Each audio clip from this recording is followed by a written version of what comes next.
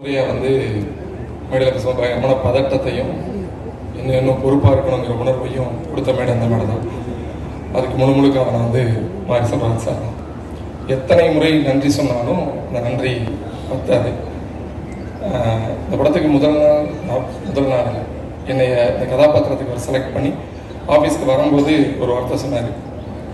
இந்த படத்தின் இந்த கதாபாத்திரம் ஒரு ஆன்மா, ரொம்ப முக்கியமான ஆன்மா, முக்கியமான ஆத்மா மாதிரி ரொம்ப கவனமாக பண்ணிடுங்க அப்படின்னாரு. அன்னைக்கு அவர் சொல்லும் பொழுது அதன் அர்த்தம் எனக்கு வந்து சத்தியமாக பெருசாக விளங்கலை. நடிக்கும் போதும் எனக்கு ஒன்றே ஒன்று தான் தோணும், இயக்குனரை தொந்தரவு பண்ணிடாமல், அவரை கஷ்டப்படுத்திடாமல், அவர் கேட்குறத கவனமாக பண்ணிடணும் அப்படிங்கிறது மட்டும்தான் தோணும். ஆனால் அந்த படம் இப்போ ரிலீஸ் ஆனதுக்கப்புறமா வரக்கூடிய ஃபோன் கால்ஸாக இருக்கட்டும், நிறைய பேர் பாராட்டுற விஷயமா இருக்கட்டும், என்ன சொல்கிறதுன்னு தெரியலை.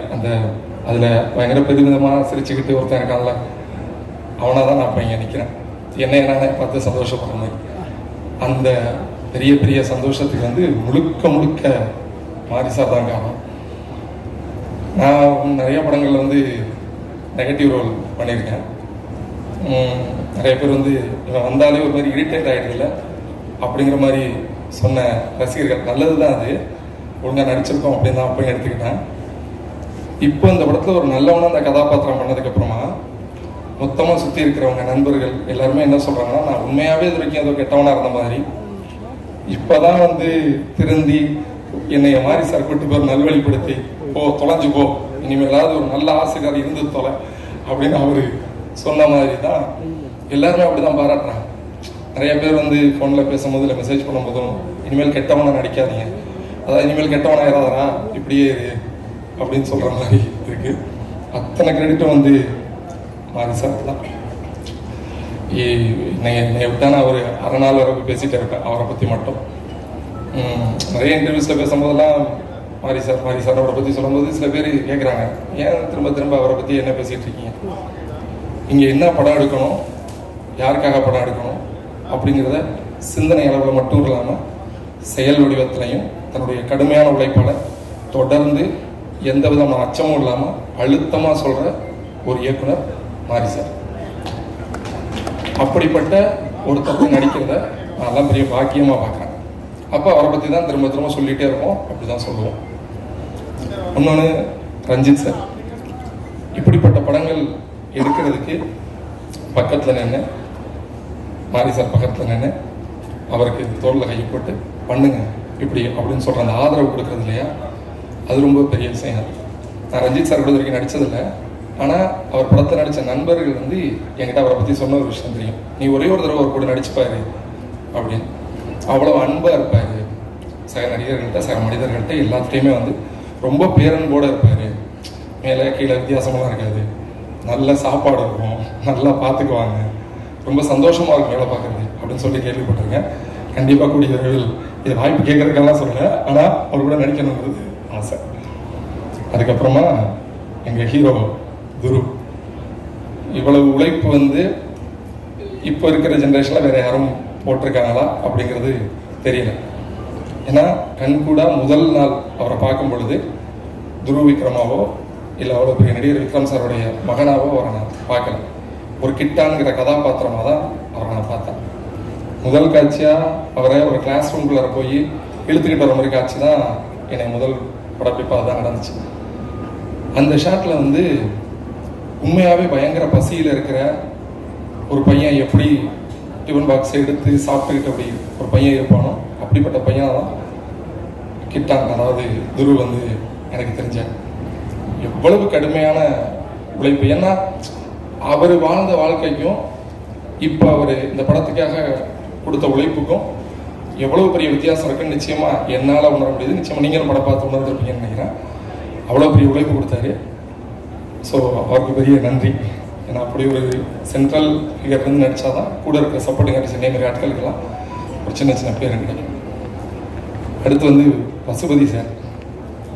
அவர் வந்து இந்த ப்ரீ ஈவெண்ட் ஃபங்க்ஷனில் வந்து ப்ரீ ரிலீஸ் ஈவெண்ட் ஃபங்க்ஷனில் வந்து சொன்னார் இல்லையா, பேசுனார் இல்லையா, ஒரு இவன் வந்து ஒரு போட்டி மனப்பான்மையை கொடுக்குற அளவுக்கு நடித்தான் அப்படிலாம் இல்லை. அவரோட சீனியாரிட்டியும் அவரோட நடிப்பும் பயங்கர உச்சம்.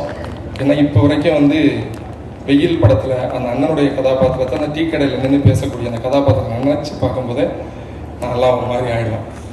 எங்கள் வீட்டில் எங்கள் அம்மா எல்லாருமே அப்படி ஒரு ஃபேன் பசுபதி சாருக்கு. எனக்கு அப்படி ஒரு ஸ்டார்ட் அப் கொடுத்தாரு. மாரி சாரோட ஏவியாக இருக்கட்டும், அன்னைக்கு பசுபதி சார் பாராட்டினதாக இருக்கட்டும், அது பெரிய ஸ்டார்ட் அப்பாக இருந்துச்சு. படம் வர்றதுக்கு முன்னாடியே இந்த படம் ரொம்ப முக்கியமான படம், இதில் நம்ம ஒரு முக்கியமான கதாபாத்திரம் பண்ணியிருக்கோங்கிறத மக்கள் எல்லாத்துக்கிட்டையும் ரொம்ப பெரிய அளவில் கொண்டு போய் சேர்த்துச்சு. பசுபதி சாருக்கு பெரிய பெரிய நன்றிகள்.